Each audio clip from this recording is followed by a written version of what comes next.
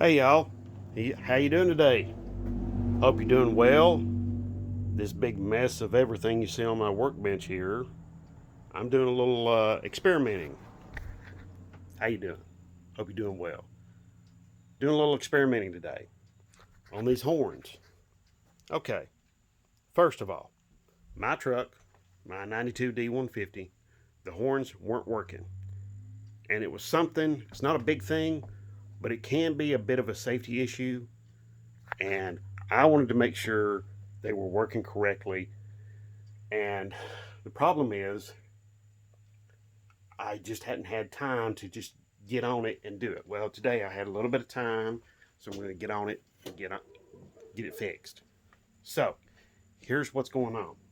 Okay, I went first through some of my junk piles and I found these horns. You hear that? That's rust inside there. These things have been outside in the elements and everything for years and years and years. However, I rigged up some jumper cables, some testing wires. That's my multimeter there telling me it's going to shut down, so I'm just going to go ahead and turn it off. But I rigged up some jumper wires here, see? And you don't have to get anything real fancy. I mean, just an alligator clip on one end, maybe a blade terminal on the other. It doesn't have to be real crazy. It's probably helpful if you do use red and black for, of course, positive and ground. Or, positive and negative.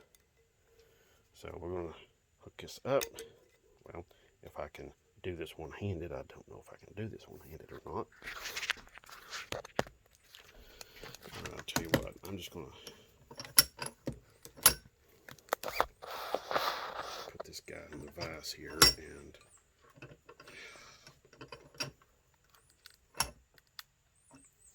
all right, so let's get this turned down here so you can see what I'm doing. Okay, first we'll get the positive hooked up. Now this is a really, really good way to test out a lot of different things on your vehicle.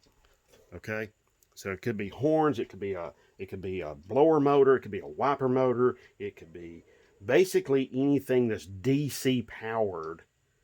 This isn't a bad way. This is a pretty good way to get it powered up. Okay.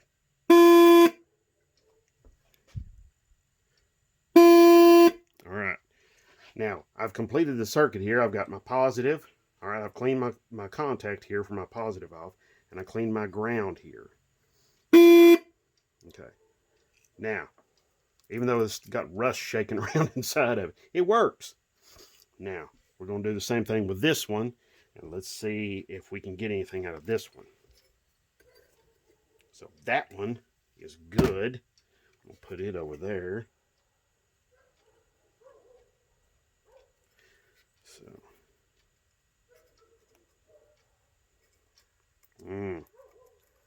this isn't looking too good, is it?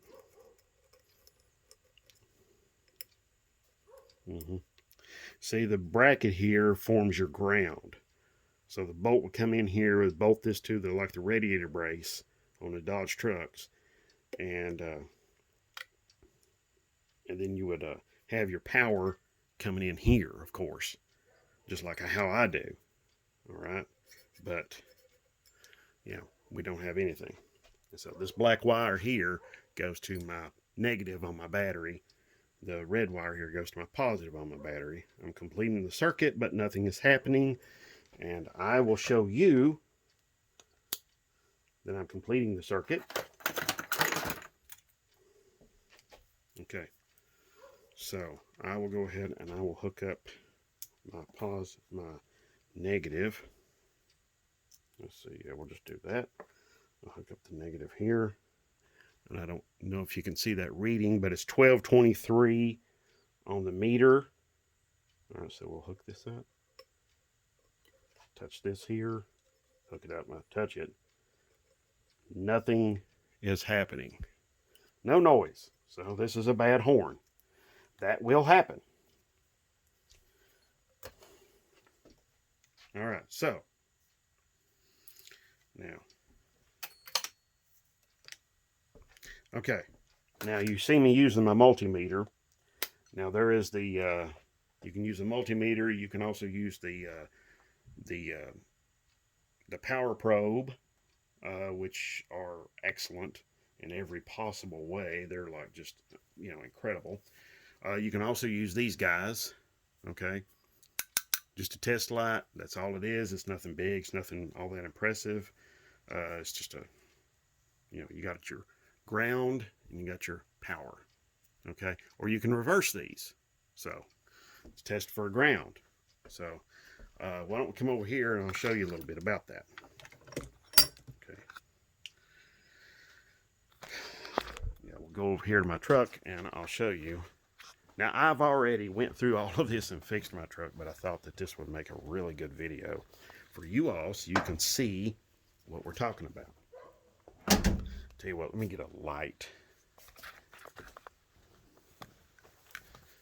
Yeah, so that I can show you where my horns are at. They're just right behind the grill where they're usually at on most all of these Dodge trucks. And yes, I am working on a Dodge, but this same ideas, these same practices work on just about any kind of vehicle out there that uses 12 volts. Okay?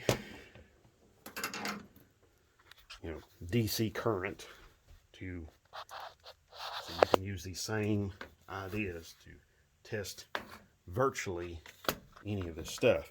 Now, here's what I've got right here. I've got both of my horns are over here.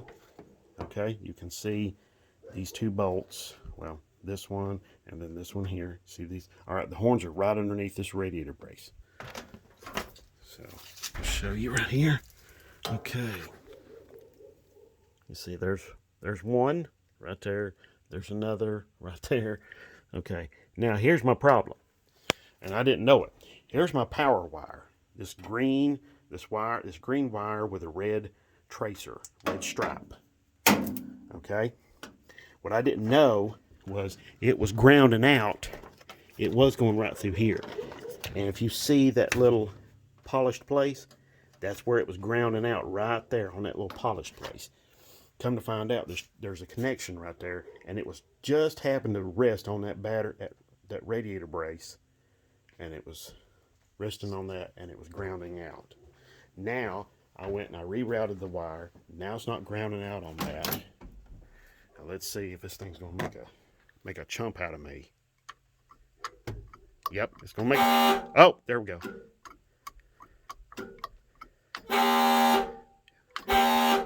So. All right, there we go. And my Grant horn buttons. Love-hate relationship with them things. So, anyway, some of y'all have the same problem with your Grant steering wheel. Let me know. Love the steering wheel, just not crazy about the horn button, though. All right, but anyway. All right, so, which brings up, that grounding out, that brings up a good point. If you have any sort of circuit that is grounding out, you keep popping fuses. That means it's most likely it's grounding out somewhere. There's part of the circuit somewhere that is rubbing a wire somewhere that's rubbing up against a piece of metal, and it's shorting out on that. That's called a short to ground, more commonly.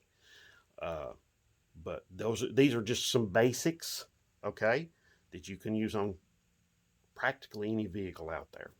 All right, it doesn't even have to have its own engine or anything. It can be a trailer, it can be a lawnmower, anything like that. Anything, that has, any kind of just even the most basic, most rudimentary electrical system, and that shorting out to ground, that's something that can be a problem regardless of whether we're talking about a vehicle like this or this, here, or any of these newer vehicles around, that are everywhere, or if we're talking about electrical circuits like in a house, okay?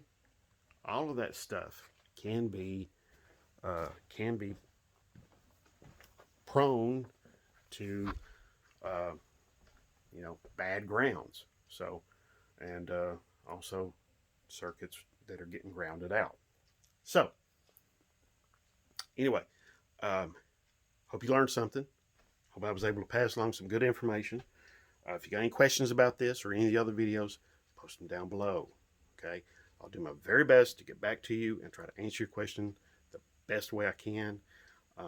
If you've enjoyed this video, please do give it a thumbs up and a share and a like, and subscribe if you would, please. I'd really appreciate that. And I'm up to 48 subscribers now, so it's pretty crazy. So thank you so much for all of that. Thank you very much, and God bless. Have a great one.